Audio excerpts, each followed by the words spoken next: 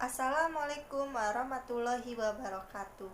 Perkenalkan, nama saya Nadia Oktaviola dari jurusan Manajemen Fakultas Ekonomi Bisnis dari Universitas Esa Unggul. Kali ini saya ingin memberitahu bagaimana tips mengatasi sifat pemalu atau menghilangkan rasa malu. Ada tidak sih di antara kalian yang suka panik apabila secara tiba-tiba ditunjuk oleh guru atau dosen untuk menjawab suatu pertanyaan? Padahal sebenarnya kamu sudah mengetahui jawaban dari pertanyaan tersebut.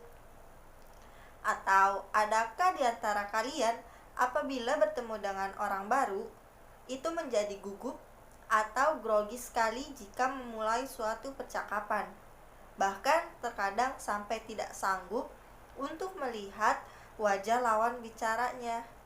Nah, saya ingin bertanya kepada kalian, apakah kalian merasa bahwa diri kalian adalah seorang pemalu atau tidak?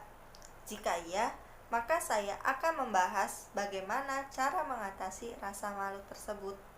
Sebelum kalian mengetahui bagaimana cara mengatasi rasa malu, kalian harus paham terlebih dahulu definisi dari pemalu. Itu seperti apa?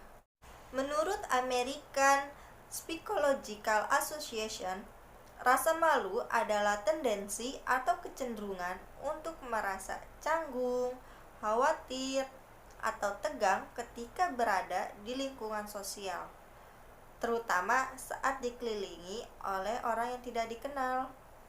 Orang-orang yang tergolong pemalu biasanya menunjukkan gejala sebagai berikut, mulai dari berkeringat, jantung yang berdegup kencang, perasaan negatif tentang diri mereka, kekhawatiran tentang bagaimana orang lain memandang diri mereka, sampai kepada keinginan untuk menjauhi interaksi sosial. Nah, orang pemalu mempunyai kecenderungan untuk overthinking. Misalnya, memikirkan setelah ini saya harus bicara apa ya? Cara bicara saya tadi sudah benar atau tidak ya? Pemikiran seperti itu sangat terjadi setiap para pemalu ingin melakukan segala sesuatu. Sebenarnya, overthinking ini dapat menimbulkan dampak negatif.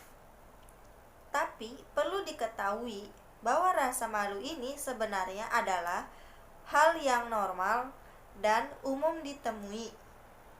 Rasa malu ini tidak menjadi masalah, tetapi rasa malu ini menjadi masalah ketika perasaan itu mulai mengganggu kehidupan orang secara signifikan, atau ketika tercipta kondisi di mana pemalu justru menghindari apa yang seharusnya mereka lakukan. Contohnya, menghindari perbincangan dengan teman kerja, kesulitan berinteraksi dengan orang lain, dan lain sebagainya. Banyak miskonsepsi terhadap definisi pemalu. Terkadang kita susah membedakan antara introvert, pemalu, dan social anxiety disorder atau gangguan kecemasan sosial. Mungkin dari ketiga nama tersebut terkesan mirip gejalanya, tetapi sebenarnya ketiga hal tersebut berbeda. Introvert adalah dimensi kepribadian yang membahas bagaimana seseorang melakukan charging energi mereka. Jadi, ketika energi orang tersebut habis, bagaimana cara mereka mencharge? Kalau extrovert mencharge energinya jika berada di suatu keramaian. Sedangkan introvert sebaliknya, mereka mencharge energinya apabila sedang sendirian. Sedangkan pemalu adalah kecenderungan seseorang memiliki ketakutan dipandang secara negatif oleh orang lain ketika berada di situasi sosial. Sedangkan social anxiety disorder sudah masuk ke dalam gangguan mental. Dengan kata lain, kondisinya harus didiagnosis oleh psikolog atau psikiater. Jadi, jika kita sudah mengetahui perbedaan dari pemalu, introvert, dan social anxiety disorder, saya ingin memberitahu tips dan trik untuk menghadapi rasa malu. Tips yang pertama, fake it until you make it. Penelitian berkata, ketika seseorang memfokuskan pikiran mereka terhadap goal yang sudah mereka susun, mereka akan cenderung dipersepsikan lebih asertif, lebih proaktif, dan dipandang mempunyai kepercayaan diri yang tinggi. Yang kedua, cobalah untuk tidak berekspektasi tinggi. Ingat, tidak ada manusia yang sempurna di muka bumi ini. Dengan tanda kutip, ketika seseorang meletakkan ekspektasi tinggi ke dirinya, maka suara kritik di dalam kepala mereka akan memiliki suara yang lebih keras. Orang yang pemalu cenderung mempunyai ekspektasi tinggi sehingga tidak realistis terhadap dirinya sendiri ketika melakukan sesuatu.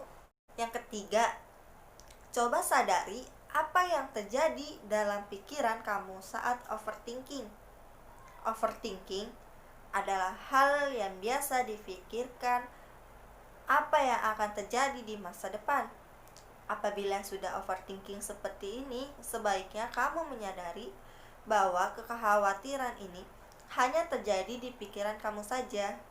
Kamu perlu fokus sama hal yang sedang kamu lakukan dan fokuslah pada saat itu. Yang keempat, mulailah dengan satu pertanyaan. Jika kamu gugup saat bertemu orang, kamu bisa memulai dengan satu pertanyaan.